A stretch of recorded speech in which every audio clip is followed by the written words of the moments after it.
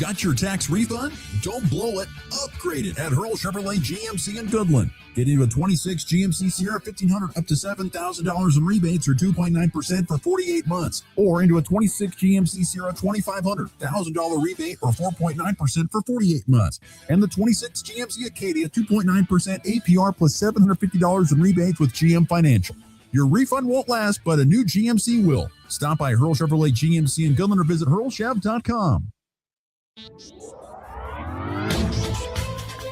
With NWKS Radio News, I'm Lucas Kenny. The National Weather Service office in Goodland has announced that their radar is back up and functioning like normal. The National Weather Service office in Goodland alerted on Tuesday that their radar was down and experiencing issues. They announced that technicians would be in as soon as possible to diagnose the problem, and they did, and everything is functioning like normal. This information is courtesy of the National Weather Service office in Goodland Facebook page. In other news, the Kansas State High School Activities Association is proud to announce the 35 students selected for a $2,000 scholarship made payable to a 2-year or 4-year accredited college, university, or technical school in the name of the selected student. 2 area students were selected, including Shaylee Ballman from Quinter for girls track and field, and Marcy Baker from Wichita County High School for music and band. To keep up to date with all the local news, visit our website, nwksradio.net.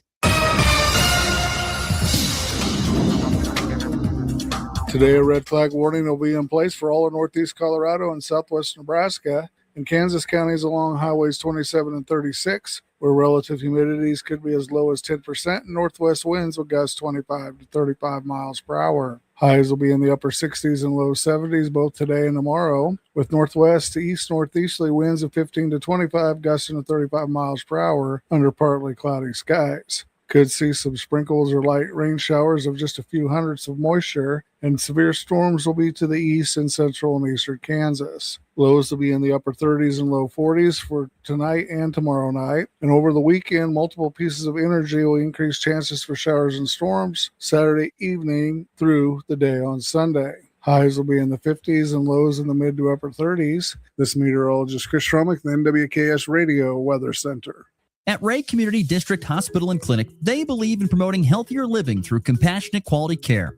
From state-of-the-art maternity care to life-saving emergency services, their dedicated team is there for you and your family. Whether it's managing diabetes, navigating recovery, or receiving specialized treatments, they're committed to your well-being. Discover the difference a community-focused hospital can make. Visit rayhospital.org today to learn more. Ray Community District Hospital and Clinic. Your health, our priority. When you gotta go, but there's nowhere to go, who you gonna call? Topside Portables and Pumping, that's who. Weddings, job sites, farm parties, they've got clean, reliable porta potties that don't stink, literally. And if your septic tank smells worse than last year's chili cook-off, they'll pump it out fast. No mess, no fuss. Family owned, Heartland values, always ready. Call 785-728-8089. That's 728-8089. Topside Portables and Pumping. When Tootie calls, they answer. Here's a bright idea. Make sure you put your pants on before leaving the house. Sure, it seems simple, but sometimes simple doesn't happen. At IdeaTech, we think it's simple to have real people who live in Kansas helping customers. We understand that not everyone in our industry agrees. Then again, not everyone puts on pants before they leave the house. We think it's important to get the simple things right. Putting our pants on and providing local customer service. Another bright idea from IdeaTech. It's simple. Get IdeaTech fiber internet at ideatech.com. Looking for insurance that actually puts you first? At the insurance agency in downtown Goodland, we're independent, which means we work for you. Whether it's auto, home, crop, or business, we shop top carriers to get you the best coverage at the best price. No pushy sales, just honest advice from people who live right here in your community. Give us a call today at 785-899-5011 or stop by 1020 Main in Goodland. And let's get you covered. The Insurance Agency. Insurance the way it should be.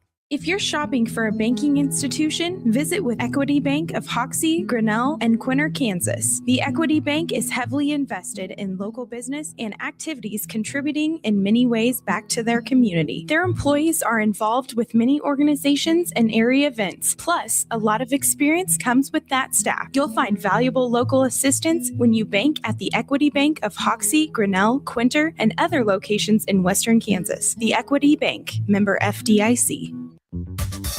It's the spring show, of the Girls' Day Out this Saturday in Oakley. 2 buildings at the Western Vista Complex and Logan County 4-H building in Oakley. Free admission, concessions, over 100 booths and outdoor vendors, a lot of specials going on. Things you can win, like the duck hunt is back with even more prizes. They'll have that train going back and forth between the 2 buildings. A lot of specials. It's this Saturday, come and go, from 10 a.m. to 3 p.m., Girls' Day Out in Oakley at the Logan County Fairgrounds. You ready? 1, 2, 3, 4! It's time for the Morning Blitz with Ross Volkmer. Give me my cane. I'll show you how to play this game. The High Plains only local sports talk show. Broadcasting live on Goodland's Rocket 102.5 and video streaming on YouTube, Facebook, and X. Who's got it better than us? Nobody! Covering it all from the preps to the pros. Cowgirls hunting them, and they're finding them. Stargell with another 3. The Blitz is presented by Pearl Chevrolet GMC, Hoover Lumber Ace Hardware, and F&B Bank, along with Pestaway LLC, Topside Portables and Pumping, Equity Bank of Hoxie, Quinter, and Grinnell, and the Insurance Agency. Let's go to work. Jensen drives it deep to center field. Tavares sprints back, looks up, it's gone. Carter Jensen, have a day. Rumfield hits this pretty well, left center field. It's going to get over Laureano's head. It'll bounce off the wall. T.J. Rumfield, RBI double, his second ribby of the night. Another 2-out knock for the rookie, and the Rockies lead it 6-1. Ball poked away. Thompson picks it up, and Thompson throws it down. 22-3. Good Thursday morning, everybody. We are back here on the Morning Blitz with you for the next hour or so. I'm Ross Volkmer. Garrett Wellbrock is with us. That's right. For people who haven't maybe tuned in the last couple of days, you're like, who is Ross talking with on the air? Well, this will be our new co-host, Garrett Wellbrock. He joins us. He's actually in Hayes. He graduates from Fort Hays State. I should throw that in there. Not Hayes High. Although he did do that at one point in time, if I'm not mistaken, correct? Yes, sir. So he's a Hayes guy through and through, and he'll be joining us out here on the very high plains in June at some point in time. But he said he was motivated enough and his class schedule was light enough here as he comes down the home stretch of his college career that he said, I'll help out on the Morning Blitz each morning. So that's the man you hear on the Morning Blitz, Garrett Wellbrock. Good morning, Garrett. How are we doing today? Doing great. How are you? Good. I tell you, every morning you wear some sort of black Fort Hays State shirt. So must have a closet full of this stuff.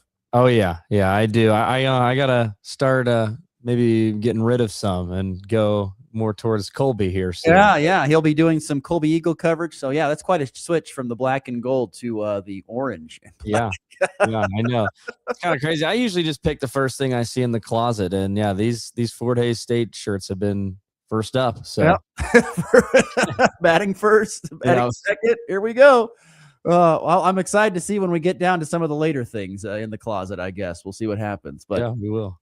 Plenty of things to get to on today's program. We are going to talk about the Royals' new baseball stadium, their new digs coming up in a little bit later on. News yesterday surrounding from John Sherman that they're going to build downtown in the Crown Center are the Kansas City Royals, and we've got pictures and stuff. And there's one thing that just stands out to me about this whole project. There's one thing that stands out to me, and I will get to it coming up in segment number 3. That's called the tease in the industry. We will also, a busy day in local sports today. We've got Goodland Cowboy Baseball. We will have coverage of that here on Rocket 102.5 KLOE as they take on Holcomb, another GWAC series.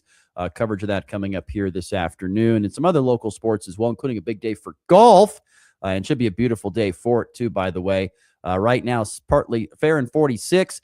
With once again a little blustery this afternoon. Northwest winds at 10 to 20, but it will be a little bit cooler starting tomorrow after temperatures in the mid-70s today, lower 70s tomorrow, and then we kind of get into the weekend. We got temperatures in the upper 60s. I love this kind of weather. It's great weather. I could go for this cooler temps all the time. So when it gets above 85, I'm kind of like, this is a little toasty for me.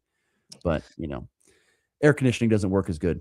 I'd agree with that. I mean, it did get a little chilly last night. I was out of the softball fields, and we're playing the late game, like 8:30, and man, I didn't bring a hoodie or anything, and I definitely regretted it. I should have had one. What's the schedule like for you when it comes to this softball deal? Is this an every night thing? No, just Monday, Wednesday nights. It's through the 4 days intramurals. So okay, yeah. Yeah. Are you guys sitting atop the league standings? I think we're like second. Yeah, I think we're second. So. Yeah. Garrett Wellbrock leading the way in more categories than one. I'm guessing probably with the bat. So, well, second place. Feeling good about your chances of winning. How many titles have you won in intramural softball ever? My first year. Okay. I hadn't played any intramural sports until this year, my senior year, last semester. What's more fun, intramurals or real sports, like for the baseball team? I think the intramurals. It's very less low key. There you go. Yeah, I have no doubt. And we will also today be visiting with Jake Stout. He is the Goodland High School track and field coach. Actually visited with him yesterday. We'll play the interview for you as we talk about the great start to the season that Goodland track and field is happening. So Jake Stout in segment number 2. We'll also get into, because tonight is the NFL draft. I forgot to get the little the pick music, but nonetheless, the NFL draft is coming up here tonight. It gets going from Pittsburgh, is where the draft will be held this year. We will talk a little about what the Chiefs and the Broncos should do with their first picks. Once again, the Chiefs have 2 picks in the first round. The Broncos have none at this point in time. That doesn't mean they couldn't trade up if they wanted to get into the first round, but more than likely they will not pick until tomorrow night. But the Chiefs could have 2 selections today, and we'll talk about that in just a little bit. But before, a little bit of an NFL draft discussion here and a little fun with Bear or Bull. We'll talk NFL quarterbacks that are draftable. And so Bear or Bull is kind of like my version of buy or sell. So if you want to get your thoughts and comments in, FB Bank text line open at 785-899-2222. If you want to be part of the Morning Blitz, hit us up on the text line there, 785-899-2222, number part of the Morning Blitz. Let's dive into it. Let's get into a little Bear or Bull on this edition of the Morning Blitz. In the stock market, you can be one of 2 things. Don't make me choose! Bearish or bullish. I just want to go after it like a bull, you know? So are you bear or are you bull? All right, so it's open. Let's do it with the NFL draft here coming up today. You have, of course, and I pick quarterbacks because, I don't know about you, it's the most important position in all sports, isn't it? I mean, in every sport. I mean, it's bigger. I mean, don't get me wrong. Pitchers are important in baseball. Big men in basketball, point guards. I get that. But this is probably the most important position in all of sports, right? I would say so. Yeah. I mean, if you like, it's crazy when you look at it, though. But if you have a good quarterback, and I kind of look at it like the Chiefs, they drafted Mahomes and 2017 or 2016, whatever year it was, and they've been relevant and a Super Bowl contender now for about 7 years, and probably for the next 3 or 4 years. It's just, if you have an elite level quarterback, you can win a Super Bowl for many years to come. So let's go through. Once again, we're just going to do quarterbacks. I would say overall, the draft class is not great. It's a good draft class. I'm talking overall. And if you're talking quarterbacks, it's an okay draft class. It's not amazing. I think when you look at the quarterbacks. So there's 2 ways of looking at this. You can look at it from the fact of, well, we're going to, I guess it depends on, do you think they're going to be a good player? Pretty much if you're bullish, you are thinking they're going to be a good player in the NFL. If you're bearish, you don't think they're going to be. And so you think they'll kind of have, I want to say, a flop of an NFL career, but not really much of an NFL career. So and that could also, once again, be impacted by the team that drafts them, obviously. Yep. So that's kind of the hard part here, because you don't know, besides one of them, where they're probably going to go. So we'll start with Fernando Mendoza. Mr. Wellbrock, where are you going with him? Are you bearish or bullish on Fernando Mendoza, who more than likely is going to go to the Las Vegas Raiders with the first overall selection? I'm more on the bull side. I think he's going to be really good. Obviously it's the Raiders where he's going to, and we know how the quarterbacks have been there lately. It hasn't been pretty, but I just think he's a really smart quarterback, high IQ guy. He's not trying to do too much. I mean, even in like those Indiana games, he's just taking what the defense gives him, and he's so smart. And I mean, that national championship run was pretty incredible over at Indiana. So I'm going to go on the Bulls side. I think he will be a really good NFL quarterback. And also, the AFC West is going to be loaded when he gets drafted in quarterbacks. Definitely the best division in football when it comes to quarterback play. So once again, you got Garrett being bullish on Fernando Mendoza. I'm not lying, folks. I'm going bearish. I don't think this is going to work out. And it's less against Fernando Mendoza and more against the Raiders. Where you're going matters so much. And this is a franchise that is just not in a great spot. I know that Tom Brady's there and they're trying to get things right, but it's still early and it still feel like it's in the testing phase with Tom Brady and this kind of front office. Fernando Mendoza is a good football player. He's a phenomenal leader. That is one thing that is amazing, but he's a phenomenal leader. But I don't know. He was a really good quarterback in college for what, a couple of years? I mean, he transferred from Cal, and then at Indiana, it all kind of came together because I think Cignetti really put him in a good spot to have success. He had a great running game. They had simple passing stuff for him, and he took advantage of it, and they won a national championship. And I'm not going to take anything away from him when it comes from that. In the NFL, it's going to get more complicated. You're not going to have the most talented roster. Not that Indiana had the most talented roster. In fact, there was news yesterday that Curt Cignetti said it was closer to $15 million on the roster than $40 million when it came to paying the Indiana Hoosiers last year. But nonetheless, I think it's the situation that does it. I think, unfortunately, Fernando Mendoza is going to be a good quarterback that just doesn't get his career off the ground because of where he's going. Hate to say it, but I think that's the case. So I am bearish, actually, on Fernando Mendoza. And the problem is he's the only one that I could really kind of sit there and say, I think that his career is going to go bad because if he was taken by a different team in a different situation, like if he was taken by the Chiefs, for example, with what's around him, it'd be different. But I just don't see that happening with him. He's also like the only quarterback that we know where he's going to. I mean, exactly. Everybody knows he's going to the Raiders, but these other guys, we don't even know if they're going to go in the first round. So exactly. Yep, you're exactly right. And that's kind of something that's my own thing that holds his thought. That's kind of the reason behind my thinking there. Okay, let's go with the second overall best graded quarterbacks, at least according to ESPN. That would be Ty Simpson. Ty Simpson from Alabama. Are you bearish or bullish on Ty Simpson? Man, I am so this one. I knew this was going to be the second one, and I still am thinking on. I'll go bull. I'll go bull. I would probably lean like 60-40 on that scale right now. There were some times in Alabama, like especially that first game versus Florida State, who Florida State ended up not being very good, where Ty Simpson did not look like an NFL quarterback. But then it seemed like in the college football playoff when they played Oklahoma, he did look pretty good. And I don't know. We might have lost Garrett. All right. Oh, sorry. There you go. Garrett, you lost for a second. Or you're back. Okay. Sorry about that. Lost you for a second. But you're good. You're good to go. All right. I'm going bull, though. Going bull on Ty Simpson. Bull on Ty Simpson. I am going bearish on Ty Simpson. Reason why I'm going bearish on Ty Simpson is for lack of playing experience. This is a guy who sat behind Jalen Milroe. Yes. Jalen Milroe sat for a long time in his career. Didn't really get a lot of playing time, like in-game experience. So that's a knock against him. And he's also pretty small. 6'1" is not real big. It doesn't always matter. Drew Brees is a Hall of Famer. He's 6 foot, barely. But Ty Simpson, I'm sitting here. I'm going to be bearish on him for the simple fact he does not have the playing experience that I think you need to have success, particularly early on. But I'm going to say bearish on Ty Simpson as well. So I'm the negative Nancy right here this morning. All right, moving on bear or bull here on NFL Draft Quarterbacks. Get a few more in here real quickly.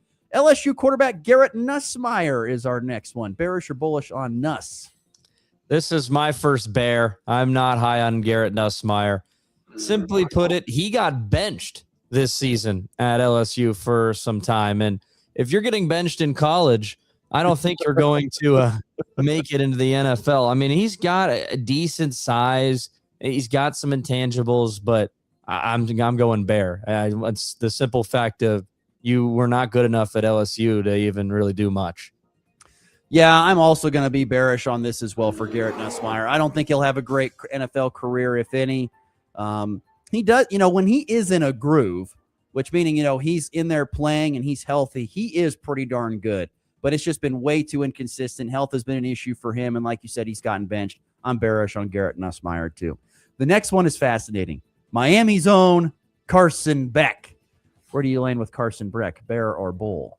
I gonna go bear here as well. He had a good little ending to his college career, but he's already 24 years old. Like, I know he played a lot of college football, so he's got experience, but when it comes to drafting quarterbacks, you want, the longest time you can have your guy being young in his prime. He's already 24. I'm going to go bear for Carson Beck. And also, he made a lot of boneheaded throws at times in that college football playoff run too.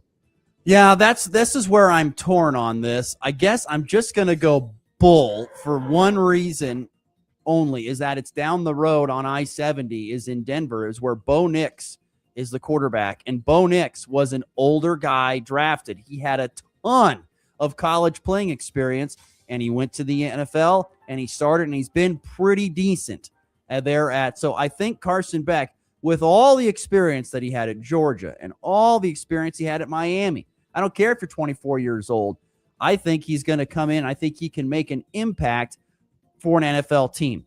Do I think it's going to be a long-standing career for Carson Beck, like Hall of Fame? No, but I think he can maybe get his career off the ground, and we talk about him being a little bit more of a quarterback in that area. So I'm going to be a little bullish, but I totally understand being bearish too, because he does make some bonehead decisions, does Carson Beck. Okay, we got a little bit of time here. I want to get to a couple other just odd ones. So I'm going to go with, two more here, two odd ones. Or tell you what, let's do this differently. Throw me one out there that you're really bullish on that we haven't talked about. How about that in the NFL quarterback? One that you're real bullish on. Okay, I got one for you. Okay. And I might get some flack for this, but I think Drew Aller at Penn State could be a bull type of quarterback. He's 6'5". He didn't play his senior year, or maybe played a couple games, I guess, last year before he had a season-ending injury. And if you look back at the Penn State season, I mean, I know they had a bad loss. Was it UCLA, I think, where he was a starter, but I don't think he was a starter for the Northwestern loss. And then that whole season spiraled out of control. But when they were rolling, Drew Aller got that Penn State team to the semifinals at the college football playoff the year before. And I just think that size, it can play. You talking about it with, which player was that? Ty Simpson, I think. Yep. The size is so important in the NFL, just seeing over those big offensive linemen. And Drew Aller's got that size. And he also played in more of a pro-style offense at Penn State where you're more under center. And a lot of players come into the NFL with really no under center experience. And I think that can be a big factor for Drew Aller and his success. Possibly. I don't know about it's. Once again, I think it comes. He just never ever seemed to find a groove at Penn State. Like, he always looked uncomfortable there, unfortunately, for Drew Aller. So I struggle seeing him finding a groove in the NFL, but maybe so. I got two ones I'm going to be a little bullish on because there's something about them. It's in my gut, and I don't know why. I'm bullish on Arkansas quarterback Taylon Green and North Dakota State quarterback Cole Payton. These two guys probably are going to get drafted later, like probably on day 3. Taylon Green is a freakazoid. He's 6'6", 230, and he runs like a gazelle. These are the type of quarterbacks that are surviving in the NFL these days. Think Colin Kaepernick-ish, kind of. If you got the right system, this kid could be really, really good. He does struggle with throwing the ball to the other team. 20 interceptions in 2 years at Arkansas. That's a problem. But if you can make up for your legs and your athleticism, sometimes that's overlooked a little bit more. Taylon Green is one to watch, and Cole Payton is kind of in the same boat. He didn't start a lot, unfortunately, at North Dakota State, but he is a very polished, crisp lefty who's thick, really big, kind of built like a tight end. Big guy, can take a pounding. He is athletic. He moves well. He's got a really strong arm. Massive, massive sleeper on North Dakota State quarterback Cole Payton. Good size, too. 6'3", 230. Big guy. So those two guys I'm bullish on. One, but mostly because they're just kind of athletic freaks.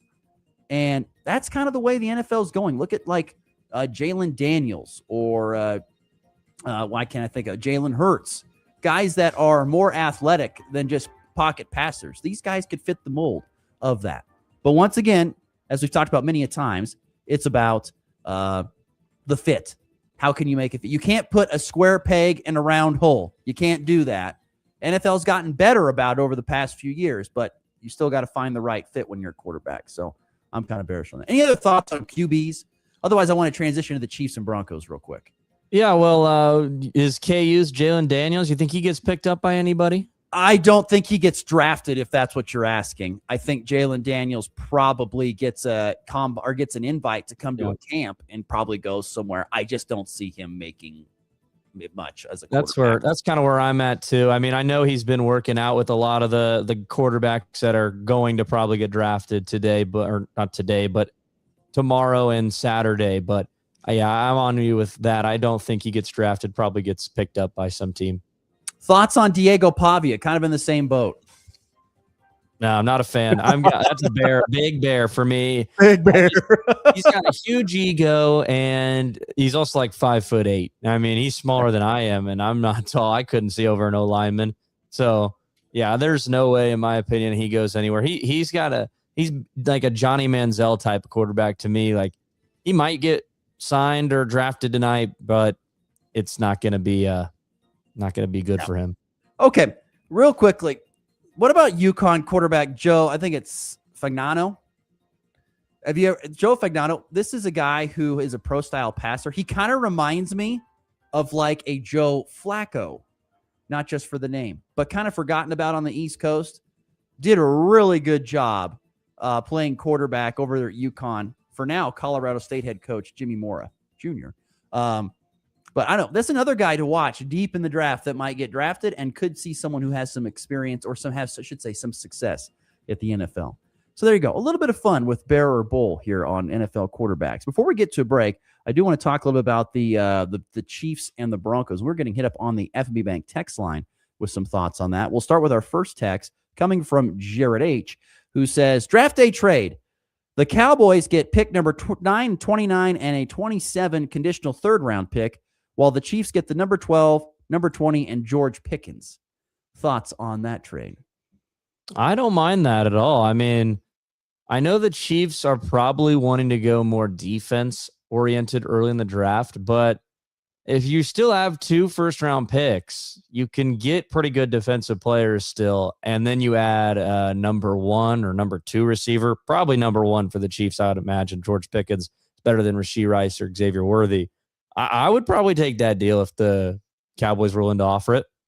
I don't know. I just think this is I don't like this idea. I think it's a troublesome for the locker room, possibly. And I think that the Chiefs have been very good. And this is one reason why they've been Super Bowl contenders. Brett Veach has been amazing at 2 things: working around the cap and drafting.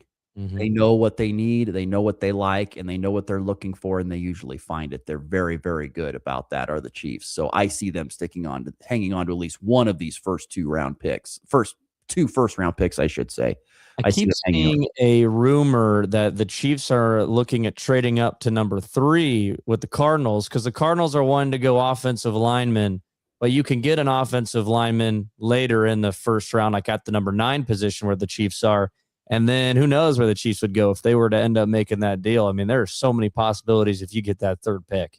Yeah, we will have to see. It's hard to tell for sure on where the Chiefs will go.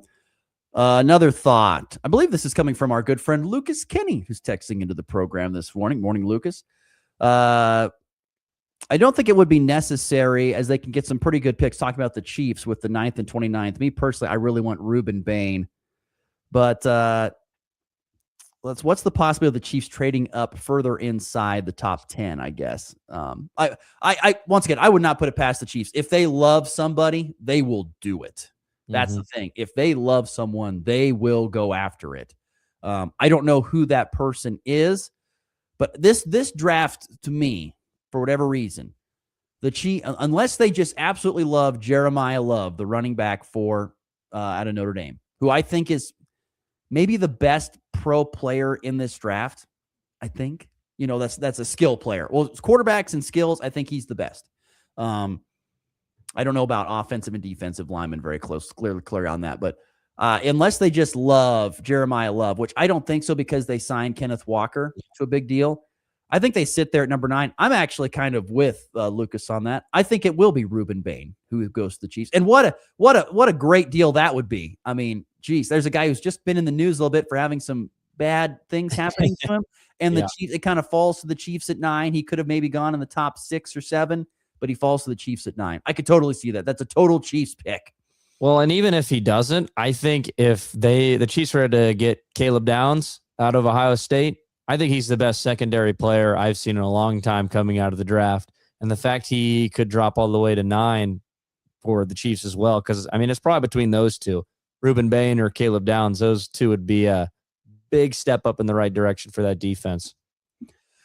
So once again, I think once again, if Jeremiah Love is on the table for the Chiefs if they really want to go after. Like Reuben Bain Jr. is another one.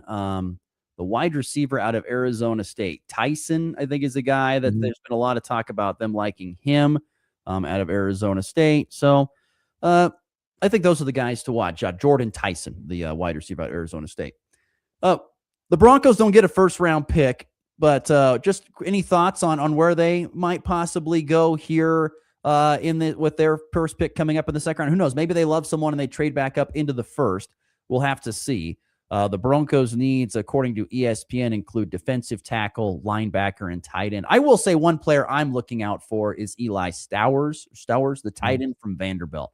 There's been a lot of smoke around him possibly going to Denver. Yeah, I was going to say the tight end class, this one's a pretty deep one. Kenyon Sadiq is kind of the freak of the tight end class. My goodness.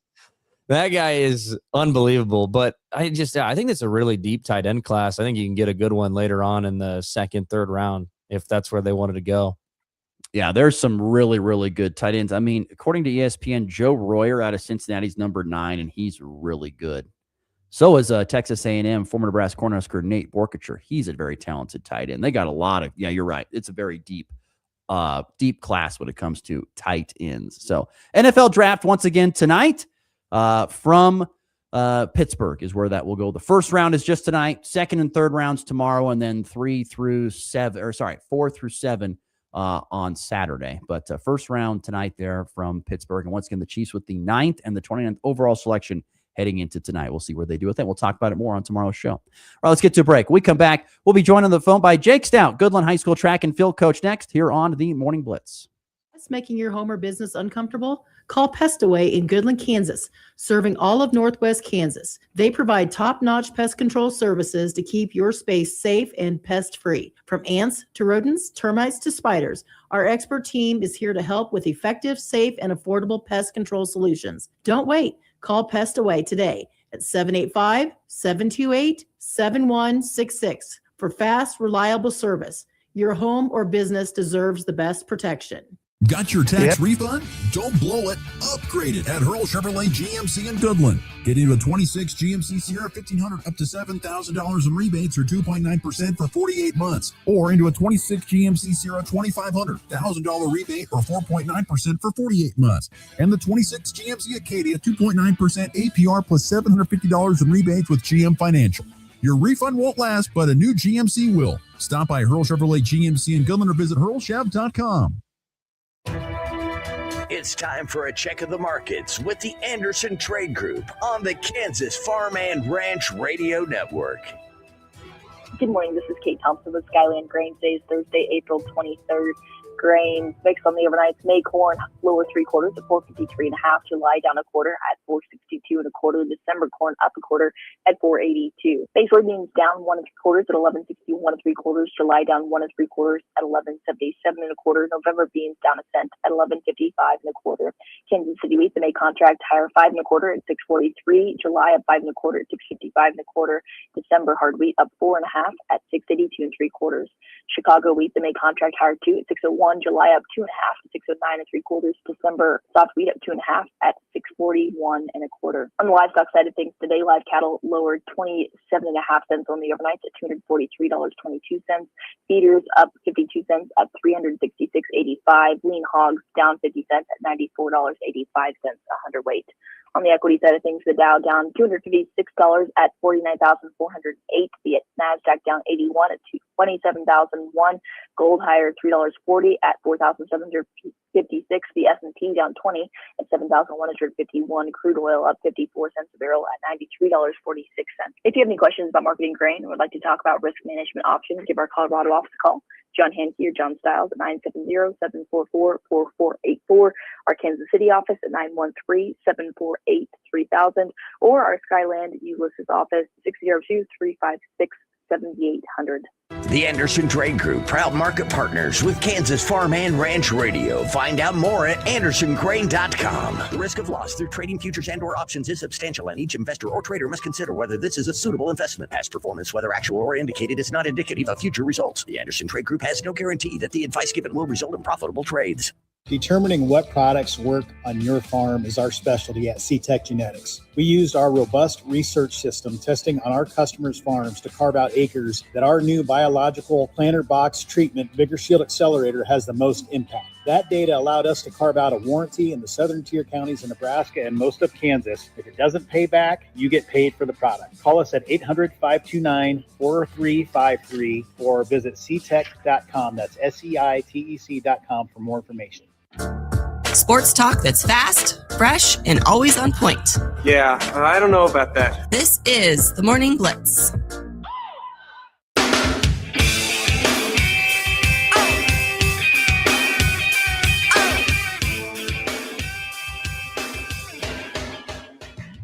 All right, we are back here on a Thursday show, about 20 minutes to the top of the hour.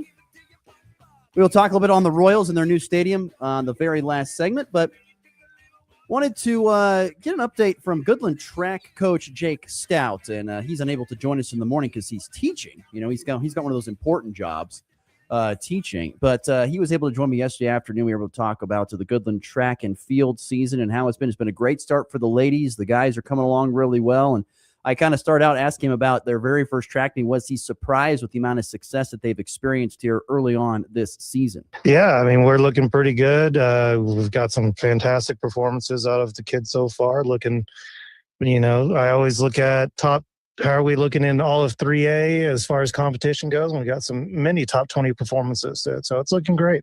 Were you surprised? Maybe you weren't because you're at practice every day, but I'll tell you, when I remember seeing that first track meet thing down at Ulysses for sure, and I was like, boy, the Cowgirls in particular had some really good performances and finished in the one near the top of that deal. And I was like, boy, this is a really good performance. Were you surprised how good things looked early on in that first track meet?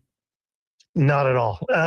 For the past couple years, you know, last year and I knew coming up this year, I have distance girls that have been consistent for me for years. And so we've been scoring points there. I mean, Jason was outstanding her sophomore year. And I knew I had Libby coming back for throws and javelin, and she can fill in on the hurdles a little bit. So I knew I had some senior talent. And then those freshman girls, they were the sprinter girls out of that now freshman class, killed it back in 8th grade. And so I was looking really excited especially for league, getting those girls, now my freshmen, combined with my juniors and seniors, that when we show up at a league or meet competition, there isn't an event where we can't score points. Let's stick with the ladies. First of all, start with the older gals, your upper class. You know, Libby Cure throwing the javelin. Who would have thought a Cure throwing the javelin be successful at it? Who would have thought that? But at the same time, you know, you have good performances. You mentioned out of Jacelyn Gable with her distance running. Talk about not only the performances that those ladies have had early on, but maybe their leadership they've shown to the young girls that you talked about. So our girls' culture in our school has been fantastic over the past 6 years. The leadership that these senior girls now show goes all the way back to when they were freshmen, and they had, outstanding seniors like Michaela Behrman and stuff like that leading them. Great example. So it's been a tradition here at Goodland to just have outstanding girls, and it continues, and it's great to have it as a coach. I benefit from the other sports. We've had a great basketball program, great volleyball program. And so when I get them in track, all the work's pretty much been done. So I just got to train them for track as far as leadership goes. Like I said, Libby, javelin, and she'll run any relay, any event I ask. I mean, yesterday she ran the 4x8 for me and ran absolutely fantastic. There is no really word no isn't in her vocabulary. Jacelyn's been leading, obviously. Lauren Litton has been jumping high jump fantastic. I think her high jump is something, let's see, I wrote it down here. Lauren, 8th in high jump in the state, jumping 5.2. So she's looking really good. It's been a great thing to see. It certainly is great, for sure. We're visiting with Jake Stout, Goodland High School track and field coach. You mentioned, of course, this great group of freshmen led by Malia Jeanette, who already has broken the record in the long jump. I mean, you knew coming down the pipe, because you also do junior high too, that this was going to be a special young lady. But boy, talk about these freshmen, how they've been able to impact so early. It's been awesome, man. They are also willing to do anything. I've already pulled a few out of their comfort zone that they had. I just want to run this in junior high, and then they get to high school. I'm like, come try this. I mean, we saw it out of Malia. Malia did not long jump at all in junior high. And so first meet comes out, long jump, gets the record. She did triple jump, and we just decided with your speed, let's just try something a little simpler. And by God, she delivered. But it's a group that none of them are obviously state leaders, but together they're special. Not many schools have that many fast girls together, which is why our current 4x1, we broke the school record in 4x1 and broken it twice, but they're currently have the 3rd best time in the state. It's been impressive to watch, to see from afar, like, for example, Malia Jeanette go out and break the long jump record in the very first meet. I mean, that's something you just don't see too often about that. What makes her so skilled to go out and do that in her very first try? Because, some kids that might be a little bit nervous in their first varsity track meet. Oh, she was nervous. Look at her. And sometimes I think that nervousness helps. Yeah, and they get a little amped up beforehand, and it's kind of like you hold them back, you hold them back, you hold them back. And then finally that first meet, they've been practicing for 3-4 weeks, and you just take the brakes off and they go. And that's kind of what we saw at Malia in the first meet. We practiced for an entire month before our first meet, and she was just ready, chomping at the bit. Jake Stout, our guest here on the Hoover Lumber Ace Hardware hotline this morning in the Morning Blitz. I wanted to ask about, you mentioned 4 weeks of practice going into that first meet. I mean, as a coach, do you like that? I'm sure the kids hate it because they're tired of working with you for 4 consecutive weeks. But at the same time, how do you like that as a coach? Or do you like, we don't need that much time. We could have gone and gotten a meeting if we could have. Both like it and hate it. Obviously we got spring break in there. That gives us a break. But a lot of these kids are doing their workouts over spring break and stuff. But I mean, I like it. Kids feel a little more prepared. Hopefully by the time the first meet comes, they're just not lost.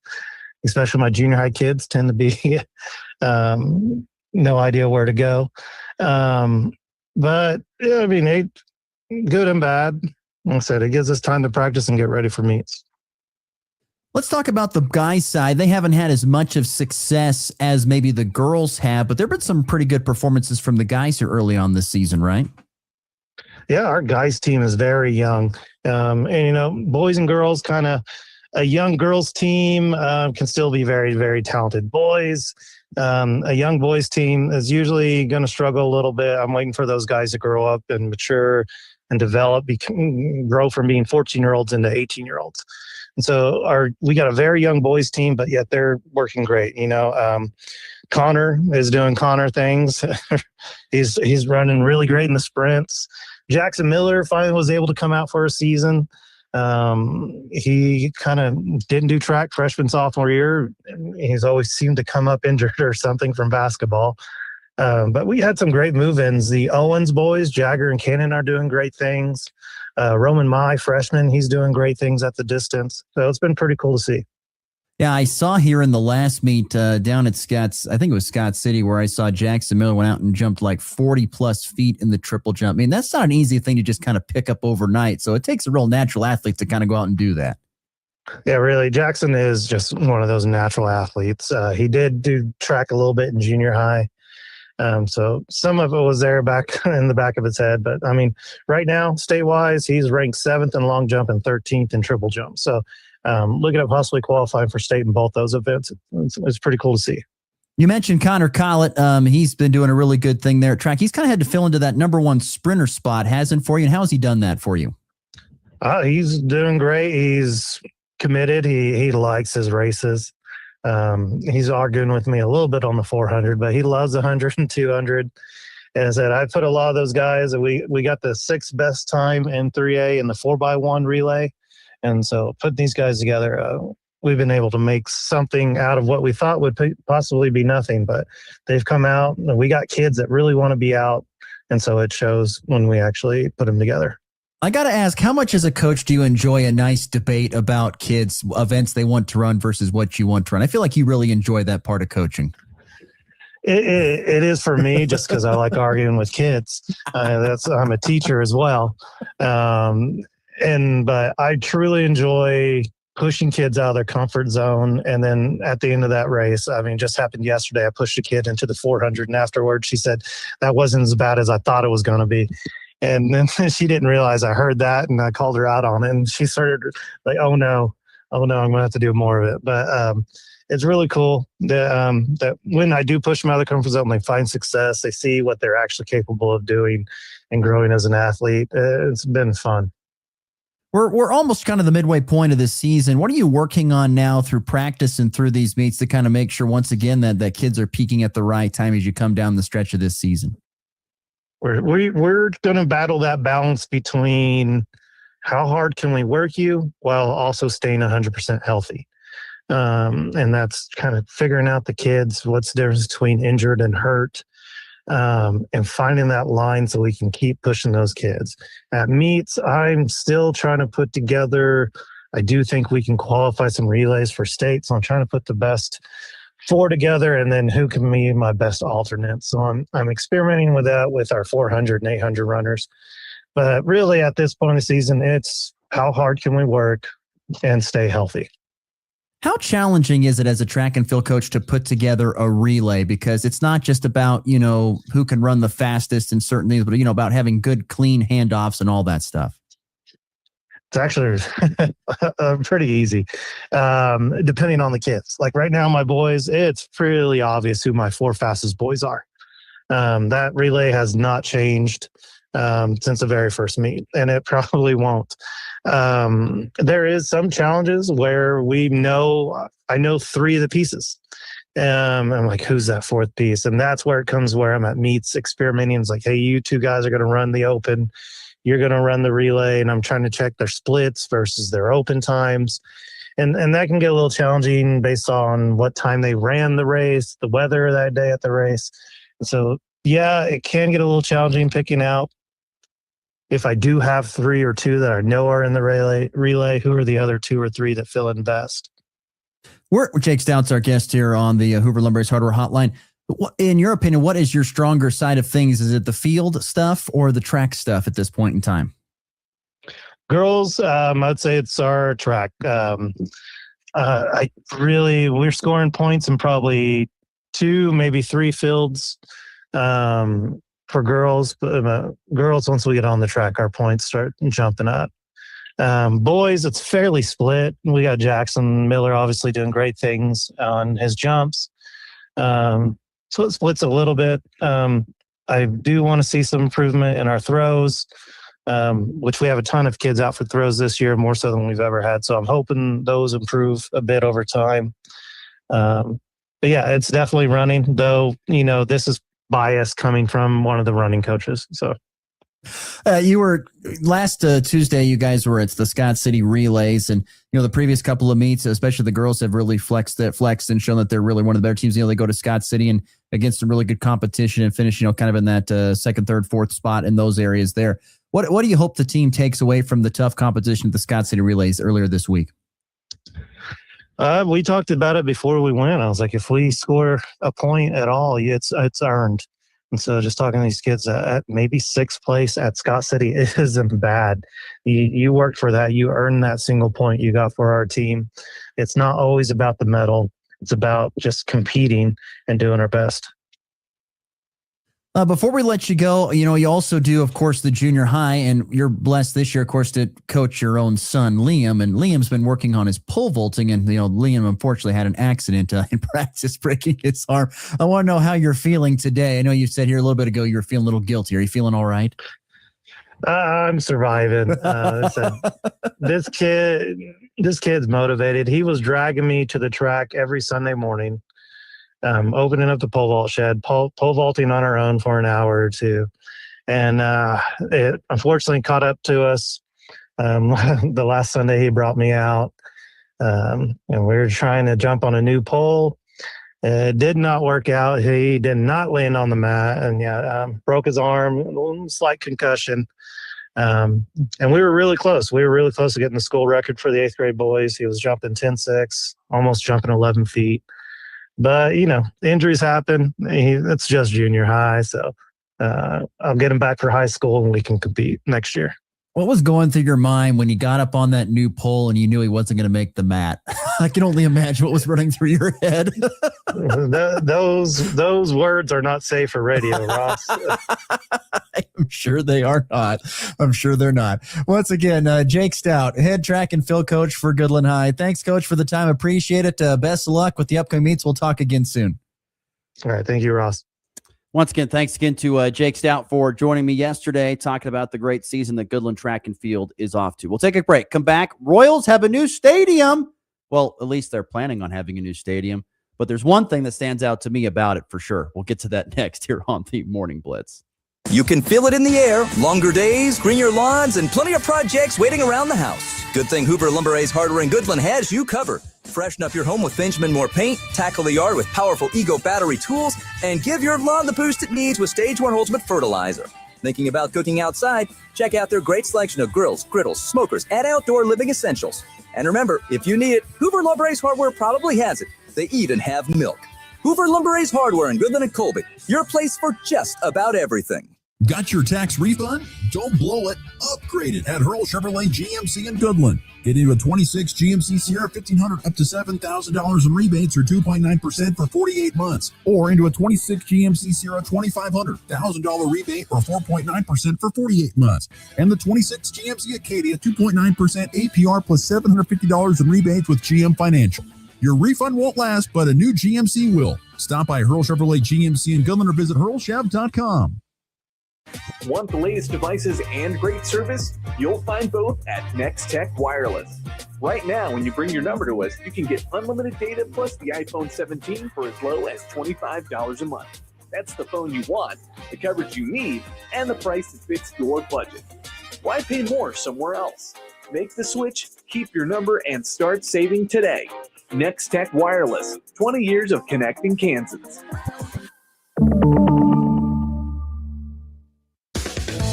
We've been serving ag families for generations because we believe farming isn't just a job, it's a legacy. Whether you're just starting out or expanding your operation, F&B Bank has flexible lending solutions designed for you. This is Loan Officer Kennedy Frank at F&B Bank. We're proud to be your hometown ag lender, member FDIC.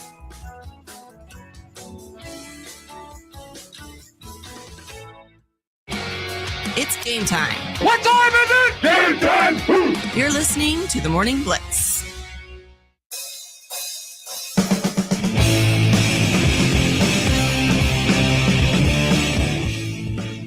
All right, back here on the Morning Blitz for our final segment. Thanks again to Jake Stout. And, of course, thanks for listening early on the program, talking NFL draft and quarterbacks. We got to get into the I think the funniest part of the show today. This is about the new Royals baseball stadium. Of course, the backstory real quickly is Kansas City. The Chiefs sound like they're going to move to Kansas. I think that's where they're going to go. Would you agree with that, Garrett? Do you think they're going to go to Kansas? The state of Kansas? I'd agree. Probably over in the Legends area. Yes, over where the raceway is. Yes, okay. Kansas Speedway is. I think they're going to be over in that area. Will the Chiefs? Brand new facility, everything. The Royals, they don't want to be stuck there at Kaufman out in the middle of nowhere. They've been looking to stay in Missouri and be downtown. next to kind of like the bar scene and things like that, kind of what the Rockies do with Lodo and Coors Field. And so new renderings come out. They've been looking for a spot. They've been talking lots of different things, lots of different spots. And it sounds like Hallmark is saying, well, we're willing to give you a spot here in the Crown Center to build this stadium. And so yesterday, the Royals said, well, we're going to do a new stadium, and they gave some renderings of it. Here, if you look on the Hurl Chevrolet GMC video stream, you'll see the big picture here of the big area. It's gonna be right in Crown Center. There's the World War II Memorial over there to the west. You can see there's Union Station.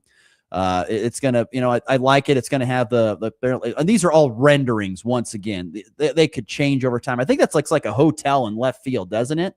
Yeah, kind of like the Padres. Yes, that Western Metal Supply building kind of looks like that. And I think the stadium will be less seats from what I keep hearing. Probably about 5,000 or more or less seats. So one thing I also heard is that they're going to dig down. Is that when you walk, someone was saying when you walk in, you'll be on the upper concourse level, and then you got to go down into the lower seats. It's one thing I've heard.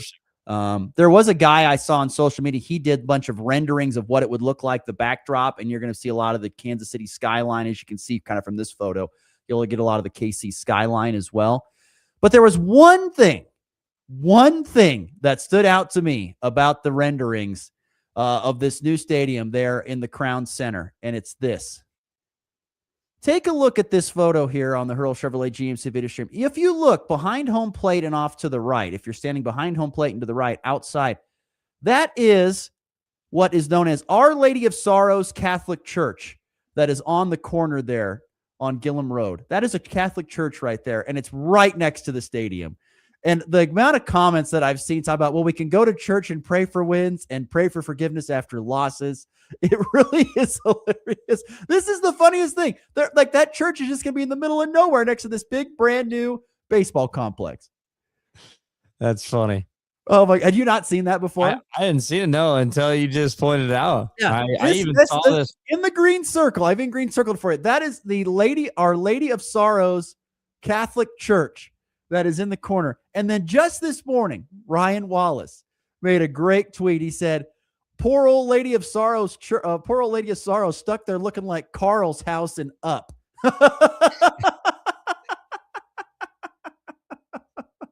I've had a ton of people texting me too about, will this new stadium actually get the Royals wins this time around? And I'm like, I don't know, but there's no guarantee on that. No guarantee. I mean, don't get me wrong. The concept is beautiful. The railway is close, so you can go from Power and Light down there in a real quick trip. It won't take very long. It's in a neat area. I think it's a cool idea.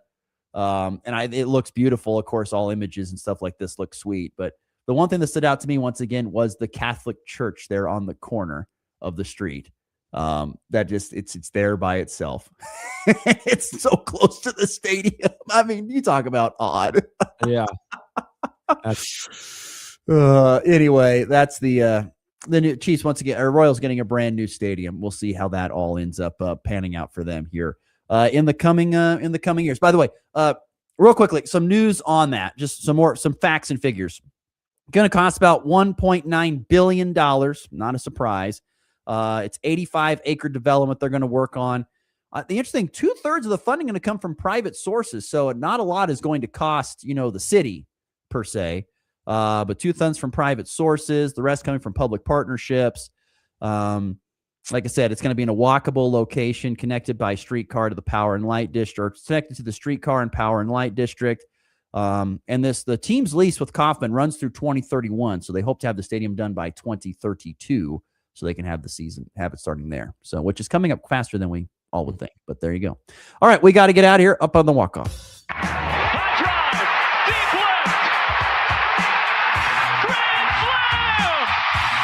And back lifts his ball high and deep to right. How about a walk-off Gray? Thomas to the 10. Difference going on in New England. They win it on the first play of overtime. Mahomes swings it. It's there. Hardman. Jackpot. Kansas City. Royals, by the way, on the field, lost again yesterday. They lose 8-3 and drop the series to Baltimore. They're off today before hosting the Angels. Rockies, a big second inning. They win 8-3 over the Padres yesterday at Coors Field. They get it done. They were going for the series win this afternoon. And, of course, local sports today. Oh, I forgot to mention yesterday, Colby Community College softball swept at Seward County. Lady Trojans have lost 6 in a row and 7 of their last 8. It's been a tough stretch for Lady Trojans softball. Fort Hays Tech Northwest also was swept by Pratt. Today, you've got Goodland Cowboy Baseball at Holcomb, which we'll have coverage right here on this station. Also, Decatur Community Baseball going to Holdridge, Nebraska. Bonus points to the new kid if he can name me the mascot for Holdridge High School. No shot. The Dusters. The Dusters. That's a good one. I love it. I love it. Good, yeah. And also today you have the Hoxie and Wheatland Grinnell Golf Invitationals going on today. So there you go. Catch a Goodland Cowboy Baseball here later on today, starting at 2:40 Mountain Time. Before we go, Garrett, Game 3 in the playoffs tonight between the Nuggets and the T-Wolves. Who are you taking? It's in Minnesota, by the way. Yeah. It's always tough to win on the road, but I think the Nuggets can bounce back. I think the better game out of the Joker, and they can get a road win, steal one in Minnesota to make sure it comes back to, I guess it will come back to Denver anyway, but make sure it goes 6. He is Garrett. I'm Ross. Thanks for listening. Back tomorrow here on the Morning Blitz. Have a good one.